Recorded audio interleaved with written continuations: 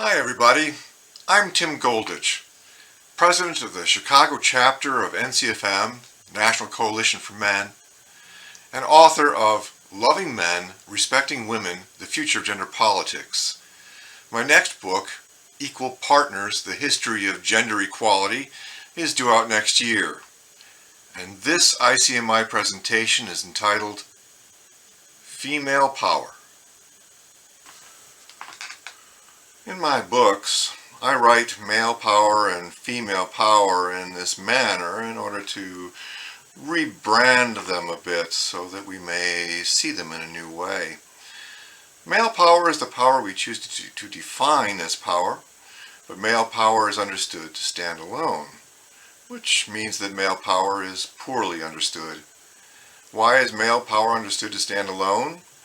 Because we do not understand female power at all. I believe that to come to a balanced understanding of gender reality as it has played out all over the world, all through history, we must come to a whole new and much deeper understanding of female power. But there is profound resistance to acknowledging the reality and magnitude of female power. Jumping that hurdle is, I think, going to be the final frontier in gender politics. Ask almost anyone what female power is, and they will almost certainly point to female senators and CEOs. But you see, when we point to women who just happen to wield a high-end form of male power, we demonstrate an almost total lack of comprehension of female power. Human society in general and academia in particular only want to know about the lack of female power, so that we have yet to really even begun to officially grapple with it. What is female power? What is it comprised of? And how does it apply its force of influence in the human system? These are the questions that will occupy us in this video. So, come on. This is going to be fun. I'll offer 3 reasons why it is so important to understand and acknowledge female power. Number 1, it is a vital step in re-understanding women, not as powerless pawn under patriarchy, but rather as powerful participant and ultimately equal partner in the human system. Number 2, understanding female power leads to respecting women as equal partner and leads to holding women accountable as equal partner.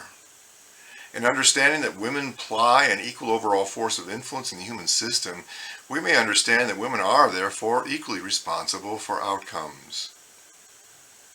Perhaps the truest victimization of women is the withhold of adult accountability, which is infantilizing. It is a withhold of respect.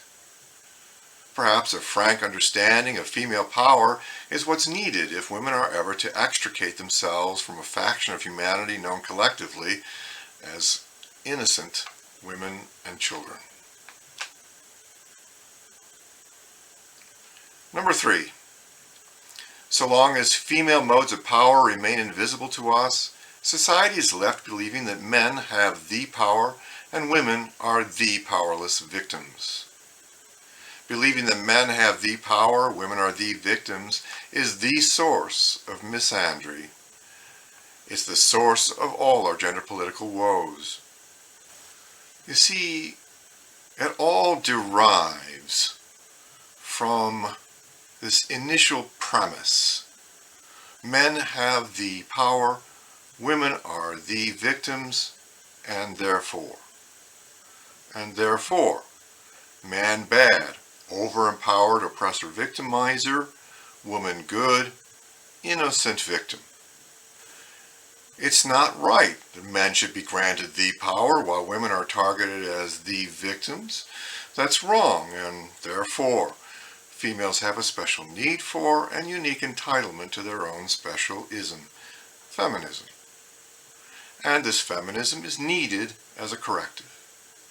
And therefore, anything that punishes and takes power from man bad, the over-empowered oppressor victimizer, and extra protects and advantages woman good, the innocent victim, furthers the goal of equality. And therefore, femalism, a special interest group that advocates on behalf of females and females only, can present itself as a movement dedicated to gender equality. But it's not even feminism as much as it is that initial premise that's killing us. The premise that men have the power, women are the victims, is grossly one-sided, which is why it's false, which is why it's poisonous all around. This male power, female victimization paradigm draws empathy toward the feminine and antipathy toward the masculine. So long as female power remains invisible, women will not be held accountable, and men will remain cut off from understanding and compassion. So, that's 3 reasons why it is so important to understand and acknowledge female power. Okay, let's proceed now by taking a close look at the word matriarchy. The near universal assumption is that the opposite of patriarchy is matriarchy. But I submit that matriarchy is the wrong word. In fact, I think the word matriarchy is typical of the many ways in which we deceive ourselves regarding female power. Patriarchy is the male hierarchy. There has never been an equivalent matriarchy because women do not generally form clearly ranked status hierarchies as men do. So there is no motherhood admiralty, no sexual power senate, no moral authority Vatican. Instead, woman tends to work power through the strategies of solidarity. My friend David Shackleton, author of The Hand That Rocks the World, has coined the term matricensis to convey the true nature of this female consensus, the sisterhood. Patriarchy is a valid word when understood in conjunction with the mirror opposite matricensis, but feminism's patriarchy is defined as a standalone power, the power that rules our human world. As feminists defined, this so-called patriarchy never existed. In its place, I'll offer the term patramatricensis, the male-female consensus.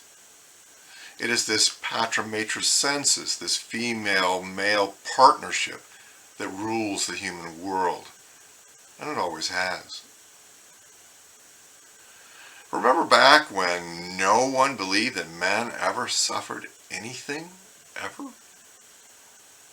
It took many decades' presentation of absolutely unassailable fact before the mere existence of male victimization was grudgingly granted some acknowledgement within feminist academia. But with the dodge, patriarchy victimizes both sexes, the existence of female power remains one of the most denied, rejected, and adamantly misunderstood aspects of gender reality. Shut out from virtually all official understanding. Why? In part because female power so dictates. You see, I told you this was going to be fun. Both sexes make use of both male and female modes of power. I will label a type of power male power if it is primarily wielded by men, and I will label it female power if it is primarily wielded by women. Alright, so let's take a look at what female power is comprised of. So here I'll offer very brief sketches of 14 modes of female power. Number 1, sexual leverage power. Female powers such as sexual power may not be the kind of power feminists choose to define as power, but they are powers men must contend with. Powers toward which men are extremely vulnerable. Powers that have bent the will of many a man. Moreover, equal to male powers, these female powers do much to shape our human world. As seen from a politicized male perspective, this so-called patriarchy is nothing more than men everywhere set in fierce competition in their efforts to perform, achieve, and succeed their way into having what women are empowered to demand of them. Sexual power is a conduit to emotional intimacy power. During sex, a man's carefully constructed walls are breached, and an intimacy men don't get from other men is experienced perhaps for the first time. Once experienced, men often cling as if their very life depended on it. All denial notwithstanding, the woman holding the other end of this emotional lifeline gains great power. Number 2, beauty power. The power to profit, beguile, open doors, and dazzle through appearance alone. That women will go to such lengths to attain it proves its worth. Number 3, presumed innocence / moral authority power. Hashtag believe women. In part, women are presumed innocent because they look innocent. That is, women's more childlike and angelic appearance has a profound effect upon the human psyche, an effect known as the halo effect. This effect, combined with primal associations with motherhood, leads to the power that comes of being more trusted, less suspect in all walks of life, but especially in a court of law. For the same crime, men suffer an average 63% longer prison sentence. This moral high ground is the power a 110-pound woman wields when she gets right up in the face of a 210-pound man and chews him out for being wrong. Number 4, majority vote power. The power to vote in or out of office every elected official in all 50 states. When was the last time you heard a major politician dare to speak of men's issues? Number 5, net worth power. The greater power to demand alimony and child support payments and keep the family home. Women as heads of households have an average net worth 41% higher than their male equivalents. Number 6, spending power. Working longer, more stressful and hazardous hours, men earn more. Yet while men are working, it is women who dominate consumer spending, yielding female primacy in advertising, television, and other media. Quote, that's because advertisers and marketers are constantly seeking women who hold the purse strings in our economy, says author Myrna Blythe. Women make or influence 85% of all spending decisions, representing an enormous $6 trillion worth of annual purchasing power, end quote. For every dollar a woman spends $1.40. Number 7, procreation power. The power of choice. Abortion, adoption, child drop-off centers, sue for child payments. Her choice is his fate. Note that unlike male modes of power that tend to be confined to the male elite, these female powers tend to be distributed not just among the female elite, but among women in general. So it is with motherhood power. The power to take social, emotional, and legal ownership of her children. The power to shape each successive generation. The hand that rocks the cradle rules the world. Historically, the evolution of female parenting has been the evolution of human empathy and emotional intelligence, an evolution equal in importance to the evolution of male technology. Number 8, domestic power. The greater power to rule the roost, set the social calendar, and weave the social fabric. The greater power to choose between full-time arduous work, full-time easy work, part-time work, volunteer work, or full-time parenting. Number 9, the greater power to elicit empathy. This is the power that raises only female concerns to the level of major societal concerns. And there is a related power of verbal emotional acuity. Quote, "At home, men routinely sit through harangues that demonstrate women's greater verbal skills and emotional agility," says author Daphne Patai. The feeling of ineptness of being no match for females at the verbal level is the common inheritance of all but a few exceptional males. End quote. If a man says something in the forest and there's no woman there to hear him, is he still wrong? You see how fun this is? Number 10, the power of protection under chivalry. The power of high degree of protection and exemption from corrupting influences, prison cells, corporal and capital punishment, hard hazardous labor, battlefields, POW camps, and much more.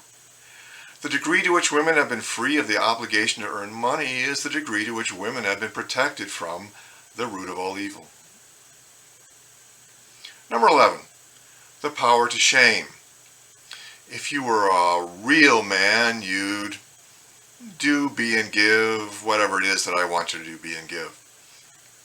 Quote, "One of the most effective ways I have seen women using to gain power over men is by shaming men," says Shar Tosi, founder, president, and owner of Woman Within Incorporated. "Using their tongues to put men down, to shame their sexuality, to shame their success." End quote. The power to shame the would-be hero in a man is a key component in women's overall power to manipulate. Women's power to shame currently has all of maledom in its grip. Number 12, the power of accusation, lawsuit. "He sexually harassed me. He discriminated against me. Feminists such as Susan Brown Miller and Marilyn French have said that not all men need to rape in order to keep all women fearful of rape. It is equally true that not all women need falsely accuse men of rape in order to keep all men and employers fearful of false accusations of rape, domestic violence, sexual harassment, so-called pay gap lawsuits, and so on. Number 13, academia power. 90% of grade school teachers are female. The power of control over curricula, teaching methods, textbook text, and campus political correctness. Teaching feminism, i.e. gender studies, even as a prerequisite to graduation. The power to procure an ever larger majority of academic degrees and achievements with all status and economic consequences. Young, never married women now far outearn their male counterparts. And number 14, the power of feminism itself. Victim power. The power to define the terms. Sexism, male chauvinism, misogyny, patriarchy, pay gap, Me Too, and so on. The power to control gender ideology and media to defame, discredit, and disempower men with highly publicized, officially circulated misandry and misinformation. The power of over 1,000 female-centric organizations of all kinds just here in the U.S. Plus Title IX, affirmative action, quotas, and other glass escalators.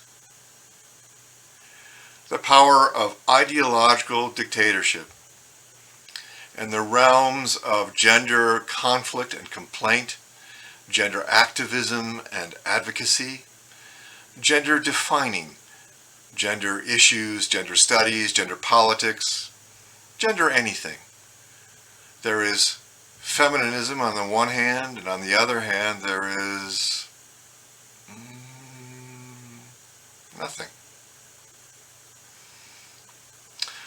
The unspoken goal of feminism is to make all other things equal, securing all the above plus equality. The world feminism envisions is a world in which women are often more than, but never less than, which is not equality at all. But then, what would we expect of femalism? I've offered a thumbnail sketch of 14 modes of female power, each worthy of book-length treatment. If we are to form a picture of female power, an analogy is needed. If power is compared with butter, man and woman possess equal amounts. But man's butter is centralized while woman's is spread thinner but wider. As compared with his pat of butter, so obvious, objective. Examining her bread for signs of female power, we find only a thin and seemingly unimpressive layer everywhere we look. But male power is largely confined to the male elite at the tip of the hierarchy, while female power is more evenly distributed among women in general. Male power extends along the respect axis and may be characterized as relatively extrinsic, very unevenly distributed, objective, and overt in nature. Female power extends along the love axis and may be characterized as relatively innate, evenly distributed, subjective, and covert in nature. The power that comes of being more loved equals the power that comes of being more respected. Feminism reframes female power into powerlessness. Beauty equals burden. Motherhood equals sacrifice, etc. Likewise, male power can be all reframed into male obligation. We can look at man bringing home the bacon as having economic power, or we can reframe that into man dedicating himself to earning money others will spend and dying sooner in the process. It's all in how you look at it. So I understand that none of the 14 modes of female power may cause women to feel powerful, but feelings are a matter of human perception, perspective, and choice. Just because men tend to power interpret their reality while women tend to victim interpret theirs doesn't make either of these interpretations true to fact. What if female power is not invisible as much as we simply choose to remain blind to it, even though it is actually plain to see? Consider, less than 100 years ago, feminism had no more than it had always had, a cult following, passionately advocated by a few, but largely rejected by mainstream men and women. Then, suddenly, technology distributed by capitalism radically changed our world. In the world of women, reproductive and domestic technologies, together with the vast expansion of service industries, went a long way toward freeing women up. For the first time in history, the traditional female role could be planned through effective birth control and eased through the use of everything from dry cleaners and daycare to vacuum cleaners and microwave ovens. And suddenly, motherhood and career were no longer such mutually exclusive endeavors. Meanwhile, unions, together with attention given to paid medical coverage, paid vacations, plus workers' compensation, worker safety, and worker morale, went a long way toward making the workaday world of men more genteel and lucrative, cleaner, safer, less arduous, and therefore more suitable and far more appealing to women than it had ever been before. For the first time in history, machine power took the place of muscle power, and women's strength disadvantage was rendered insignificant. Marxism provided the ready-made victim rhetoric that tainted what might have been a more loving gender transition movement, but it was technology, more so than ideology, that freed women from biology as destiny. The world of white middle-class America at the midpoint of the 20th century was a world entirely unlike any that humans had ever experienced before. And it was under all these unprecedented circumstances that women, not just a few, but women in general, began to support the feminist perspective and enter the newly improved world of men en masse. We may cut through the haze and see the true magnitude of female power when we consider how quickly change came the moment conditions were right, female solidarity was achieved, women chose to enter the workplace and begin changing it to her liking. Part-time work, flexible hours, paid maternity leave, extra safety measures, political correctness, on-site childcare, and so on. Women now obtain most of the advanced degrees, comprise the majority of the workplace, and never married women well out-earn their male counterparts. Women powerless? No coup in history ever encountered so little resistance, nor effected a shift so dramatic, rapid, and bloodless. So, we've taken a look at what female power is and what it is comprised of. It's time now to look at how female power applies its force of influence in the human system. It's time now to consider domination versus manipulation. We are conditioned to rail automatically against the sexism and misogyny of using the word manipulative to describe women. So, let us consider this carefully. Is it any more sexist or derogatory to accuse the feminine of being manipulative than it is to accuse the masculine of being domineering?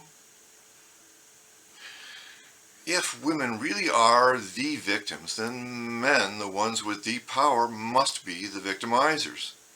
And so an accusation that man dominates is an accusation of man bad, overempowered, oppressor, victimizer, at fault and to blame for war, criminality, violence, pollution, all things bad.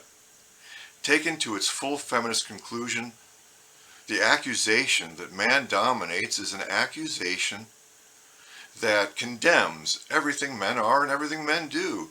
Surely the accusation that woman manipulates can be no worse than that.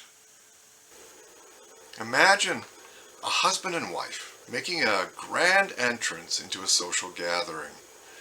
The wife knows the assembled guests and makes the introductions. Hey everyone, this is my husband. He dominates me. In your imagination, I think you will see as I do, a mortified man stammering. I don't dominate you. When do I dominate you? What do you mean? He asks, red-faced. If to dominate is to impose one's will over another through a show of force, then domination is ethically indefensible. Male domination and female manipulation may be judged equally negative behaviors, make for equally pejorative aspersions, and are about equally representative of reality. The true sexism is found in the unequal protection women receive from criticism, from accountability, protection even from those truths women would rather not hear. When we readily accept the idea that men are domineering but recoil at the characterization of women as manipulative, we are only demonstrating our heightened sensitivity to anything that even hints of criticism of women. Criticizing women, well, that's sexism. Criticism of women is male chauvinism. Criticism of women is misogyny. Criticism of women is forbidden. This virtually universal stance is itself highly sexist. And every human reality is subject to reframe. When men are told that they've been the dominant sex, men tend to hear that they've been the stronger, more powerful sex and feel flattered. A male's generally positive reaction to being described as dominant is emblematic of the male's tendency to power interpret his reality. By contrast, we will expect women accused of being manipulative to feel insulted, but what if women were as keen as men are to turn their negatives into positives? Then, should women be told that they've been the manipulative sex, women could choose to forego insult and hear instead that they've been the smarter, cleverer sex and feel flattered. Domination and manipulation are just two modus operandi with which to wield influence. Because they are both effective, both sexes make use of both manipulative and dominant strategies to get what they want. Ordinarily, men and women work these strategies subtly and harmlessly.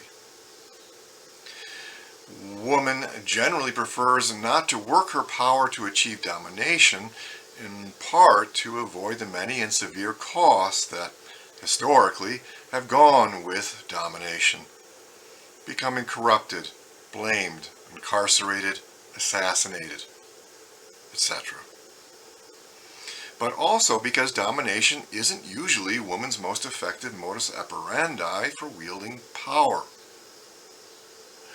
Men and women generally wield power in different ways because men and women generally possess different kinds of power. In part, men have leaned more heavily on domination because the kinds of power men tend to possess, physical strength, wealth, titles, status, prestige, etc., best lend themselves to domination. And women have leaned more heavily on manipulation because the powers women tend to possess, sexual leverage, shaming, moral authority, eliciting empathy, motherhood, etc., best lend themselves to the strategies of manipulation. When woman manipulates, she plies influence, controls her environment and gets what she wants, by pulling strings that can't easily be traced back to her. In so doing, she sacrifices credit in order to avoid blame. Woman is just as ego-invested in beauty, grace, goodness as man is ego-invested in toughness, strength, courage. Thus, blame is anathema to woman. Blame accuses a woman of lacking goodness, which is equivalent to accusing a man of lacking courage. For this reason, woman has been willing to forego credit for the sake of evading the blame she so abhors. Quote, "The history of Western women," says author Patricia Pearson, "is a history of subterranean narratives. Throughout the centuries we have fulfilled our ambitions and expressed our bids for power in a manner concealed from men." Unquote. Woman wields power in a manner concealed from men, in part, because her manipulative strategies work best when plied covertly. If a woman subtly intimates that doing her bidding is apt to be rewarded with sexual favors, a man is apt to do anything she wants him to do. But imagine a woman stating outright, "See these breasts? If you want them, you'll do as I tell you." Not an approach that's apt to work very well, is it? To be maximally effective, the man must get the hint that doing the woman's bidding may be rewarded with sexual favors, but then he must be encouraged to think that doing what the woman wants is his idea. When spoken outright, "Do as I say and I'll reward you with praise," bend to my will or I'll withdraw my motherly love will not be very effective. But, left unsaid, they may bend his will and leave him believing it was his idea. Male power, in contrast, is not diminished by the direct approach. Do what I tell you or I'll put my fist in your face. It is apt to work quite well. Do what I tell you or I'll fire you. I'll bust you down to private. I'll arrest you. The direct approach imposes many costs, but it works for men. The direct approach doesn't work so well for female modes of power. Do what I tell you or I will devastate you with an accusation of cowardice. If a woman is forthright about it, her power is diminished. From the book Lip Service by Kate Fillion. Quote, sexuality is a power tool for women, says a woman identified only as Laura. Quote, I bluffed my way into advertising with no experience and basically got my first job because the boss fancied me.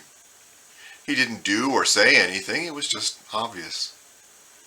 The fact that he liked me meant that he went out of his way to help me. He encouraged me and taught me how to do really advanced work. So by the time I got my next job, I was on my way.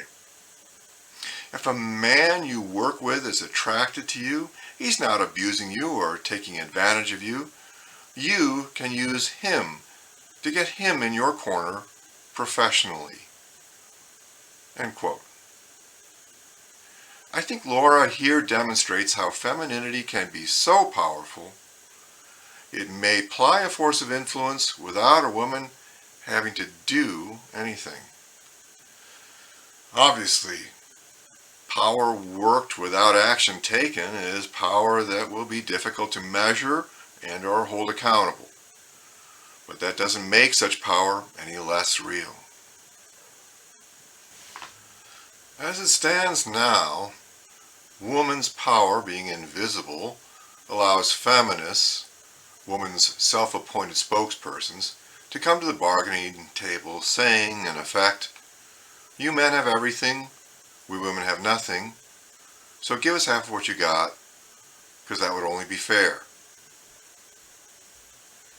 In his gender political ignorance, his chivalry, and his blindness to the feminine shadow, man sees no flaw in woman's demand. So his honor and his integrity compel him to pour from his glass half full into woman's glass half empty, because that would only be fair. So, another reason why woman is highly invested in keeping her power invisible is because this highly effective female manipulation, this means by which woman seeks to take more than she gives, can only work so long as female power is kept invisible. Because women are powerful, women are feared. But woman will not rate authentic respect until she is prepared to come to the bargaining table speaking honest truth. Imagine, what if woman said to man, you have power, I have power. I experience victimization, you experience victimization. Let's negotiate. At that point, woman shows up as a high-integrity adult to be respected and bargained with. Says anthropologist Marion Kranichfeld, quote, it is evident from a comprehensive reading of any body of literature dealing with power that women are rarely portrayed as having power, except where and to the extent that they hold the types of power that men generally wield. In other words, economic, religious, or political power. Power appears to be automatically defined as whatever rights men have that women generally do not, and by this definition, women are indeed powerless. When power is viewed from a different perspective, however, it can be seen that women, in fact, have a great deal of power, of a very fundamental and pervasive nature. So pervasive, in fact, that it is easily overlooked." End quote.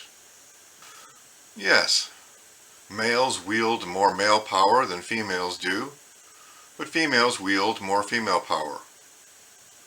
Women will be better respected when female power is respected. Perhaps the single greatest challenge in sexual politics is to bring female power to common consciousness in both men and women. Only when woman's power is officially revealed, studied, taught within academia, and discussed forthrightly throughout the most respected sources of news and information, throughout the home, schools, and the government. Only then will woman come to own her power and accept accountability. Until then, woman's shadow will freely abuse her power, and men and women will suffer accordingly. Male power and female power come out even. Woman is and has always been as powerful as man. She has equal efficacy, and she is equally responsible for outcomes.